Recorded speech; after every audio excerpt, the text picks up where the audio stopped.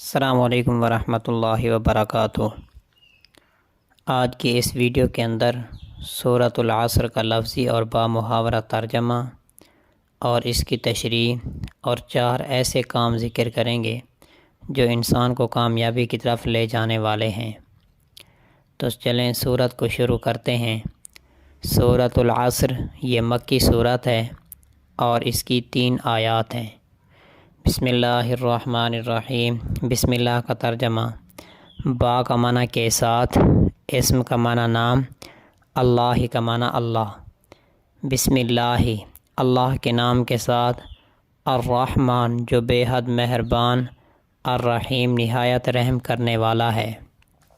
والعصر، واو یہاں پر قسمیہ ہے جس کا معنی ہے قسم ہے۔ العصر کا معنی زمانہ، والعصر قسم ہے زمانے کی۔ ان الانسان لفی خسر، ان کا معنی بے شک، الانسان کا معنی انسان، لام کا معنی پکی بات ہے، فی کا معنی میں، خسر کا معنی خسارہ۔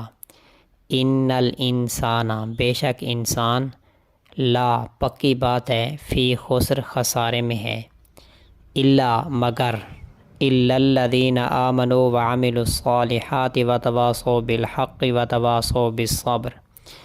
اللہ کا معنی مگر، الذین وہ لوگ، آمنوا جو ایمان لائے، واو کا معنی اور، عملوا عمل کیے، الصالحات نیک، الا الذین آمنوا مگر وہ لوگ جو ایمان لائے اور نیک عمل کیے، وتواصوا بالحق واو کا معنی اور، تواصوا ایک دوسرے کو وصیت کی، با کا معنی کی، الحق کا معنی حق، اور وصیت کرتے رہے ایک دوسرے کو حق کی، واو کا معنی اور، تواصوا اور وصیت کرتے رہے ایک دوسرے کو، با کا معنی کی، الصبر کا معنی صبر، اور وصیت کرتے رہے ایک دوسرے کو صبر کی۔ سورۃ العصر، اس کے اندر انسان کی ناکامی اور کامیابی کا اجمالی طور پر خلاصہ بیان کیا گیا۔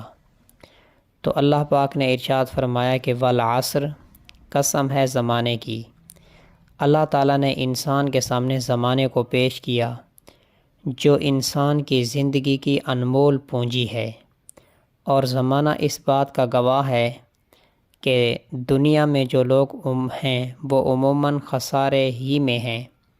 دنیا میں جو کچھ کماتے ہیں اسے تو چھوڑ جانا ہے، اور چونکہ ایمان اور اعمال صالحہ سے خالی ہوتے ہیں اس لیے آخرت میں ان کے لیے خسارہ ہی خسارہ ہے۔ انسان اگر گزشتہ اقوام کی تاریخ پڑھے اور اپنے سامنے جو انقلابات جہاں ہیں ان کو دیکھے تو اس کی سمجھ میں اچھی طرح یہ بات آ جائے گی کہ عام انسانوں کے عمومی حالات ایسے ہی ہیں کہ وہ آخرت کے اعتبار سے بڑے خسارے میں ہیں۔ دنیا میں بڑے بڑے لوگ جی رہے ہیں اور مومن بھی زندگی بسر کر رہے ہیں۔ اللہ تعالیٰ نے یہ جو زندگی بخشی ہے، انسان اگر صحیح طریقے پر چلے تو کامیاب ہوگا، اگر غلط طریقے پر زندگی گزارے تو نقصان اٹھائے گا اور خسارہ میں پڑے گا۔ سب سے بڑا مقابلہ ایمان اور کفر کا ہے، کیونکہ اکثر انسان کفر ہی کو اختیار کیے ہوئے ہیں، اس لیے جنس کے طور پر فرمایا کہ انسان خسارے میں ہیں۔ پھر اہل ایمان کو مستثنیٰ فرما دیا، کافر کا خسارہ بتاتے ہوئے سورہ زمر کے اندر ارشاد فرمایا، قل ان الخاسرین الذین خسروا انفسهم واہلیہم یوم القیامہ۔ اے پیغمبر آپ فرما دیجئے کہ بے شک نقصان والے لوگ وہ ہیں جو قیامت کے دن اپنی جانوں کا نقصان کر بیٹھے اور اپنے اہل و عیال کا بھی۔ اپنی جانیں بھی دوزخ میں گئیں اور اہل و عیال بھی جدا ہوئے، کچھ بھی کام نہ آیا۔ فرمایا الا ذالک هو الخسران المبین، خبردار یہ کھلا ہوا خسارہ ہے۔ کافروں سے بڑھ کر کسی کا بھی خسارہ نہیں۔ دنیا میں جو کچھ کمایا وہ دنیا میں ہی چھوڑ گئے، آخرت میں پہنچے تو ایمان پاس نہیں، دنیا میں واپس لوٹنے کی کوئی صورت نہیں، لہذا ہمیشہ کے لیے دوزخ میں جانا اس سے بڑھ کر کوئی خسارہ نہیں۔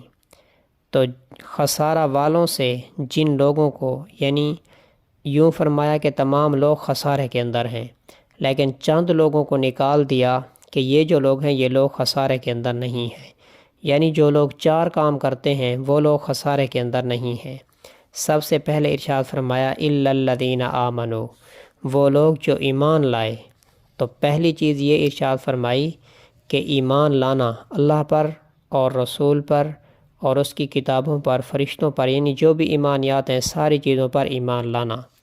اور دوسرے نمبر پر ارشاد فرمایا وعاملوا الصالحات، اور اچھے عمل کیے۔ اور تیسری چیز ارشاد فرمائی کہ وتواصوا بالحق، ایک دوسرے کو حق کی وصیت کرتے رہے۔ اور چوتھی چیز ارشاد فرمائی کہ وتواصوا بالصبر، ایک دوسرے کو صبر کی وصیت کرتے رہے۔ یعنی جو حضرات ان 4 صفاتوں سے متصف ہیں وہ نقصان والے نہیں۔ پہلی صفت یہ ہے کہ اعمال صالحہ انجام دینے والے ہیں۔ دوسری صفت یہ ہے کہ آپس میں ایک دوسرے کو حق کی وصیت کرتے ہیں، یعنی خود تو اچھے عمل کرتے ہیں ہی، جن میں گناہوں کا چھوڑنا بھی شامل ہے، اپنے آپس کے ملنے جلنے والوں، پاس بیٹھنے والوں، مجلس کے ساتھیوں، سفر کے اصحاب اور دیگر احباب، حتیٰ کہ گھر کے لوگ آپس میں ایک دوسرے کو حق کی وصیت کرتے ہیں کہ حق قبول کریں، حق کے ساتھ چلیں، انہی اعمال کو اختیار کریں جو حق ہیں، یعنی اللہ تعالیٰ کے ہاں صحیح ہیں۔ تیسری صفت یہ ہے کہ آپس میں یہ بھی وصیت کرتے ہیں کہ دنیا میں جو تکلیفیں آئیں انہیں برداشت کریں، گناہوں سے بچتے رہیں، نیکیوں پر لگے رہیں۔ یہ تینوں صبر کے جز ہیں۔ صبر کرنے میں یہ بھی داخل ہے کہ جن لوگوں کو حق کی دعوت دی جائے ان کی طرف سے کوئی تکلیف پہنچے تو اس کو بھی برداشت کرنا چاہیے۔ انسان کو سوچنا چاہیے کہ میرے زندگی کے لیل و نہار کس طرح گزر رہے ہیں، نقصان والی زندگی ہے یا فائدے والی۔ جو لوگ اہل ایمان ہیں اپنے ایمان کی پختگی اور مضبوطی کی طرف دھیان دیں کہ کس درجے کا ایمان ہے، اعمال صالحہ پر بڑھتے چلے جائیں، عمر کا ذرا سا وقت بھی ضائع نہ ہونے دیں، ذرا ذرا سے وقت کو آخرت کے کاموں میں خرچ کریں۔ جب اللہ جل شانہ نے سب سے بڑے خسارہ یعنی کفر سے بچا دیا، ایمان کی دولت سے نواز دیا، تو اب اس کے لیے فکر مند ہوں کہ زیادہ سے زیادہ نیکیاں کمائیں اور آخرت میں بلند درجات حاصل کریں۔ لوگوں کو نہ اپنے آخرت کے منافع کی فکر کریں، دین اسلام کی قدردانی کریں، خود بھی نیک بنیں، دوسروں کو بھی نیک بنائیں اور دوسروں کو بھی گناہوں سے روکیں۔ جو کوئی تکلیف پہنچے اس پر صبر کریں، دوسروں کو بھی صبر کی تلقین کرتے رہیں۔ اس آیت کریمہ سے معلوم ہوا کہ مومن کے لیے خود اپنا نیک بننا ہی کافی نہیں، دوسروں کو بھی حق اور صبر کی نصیحت کرتا رہے اور اعمال صالحہ پر ڈالتا رہے، خاص طور پر اپنے اہل و عیال کو اور ماتحتوں کو بڑے اہتمام اور تاکید کے ساتھ نیکیوں پر ڈالے اور گناہوں سے بچنے کی تاکید کرتا رہے، ورنہ قیامت کے دن یہ پیار و محبت سے پالی ہوئی اولاد وبال جان بن جائے گی۔ حدیث شریف کے اندر ارشاد فرمایا کلکم راع وکلکم مسئول عن رعیتہ، یعنی تم میں سے ہر شخص نگران ہے اور ہر ایک سے اس کی رعیت یعنی جس کی نگرانی سپرد کی گئی اس کے بارے میں پوچھا جائے گا۔ آج کل اولاد کو دیندار بنانے کی فکر نہیں، ان کو خود گناہوں کے راستے پر ڈالتے ہیں، تو اس لیے اولاد کی بھی فکر کریں اور جو اپنے ماتحت ہیں ان کی بھی فکر کریں اور خود اپنی بھی فکر کریں کہ نیک اعمال کریں۔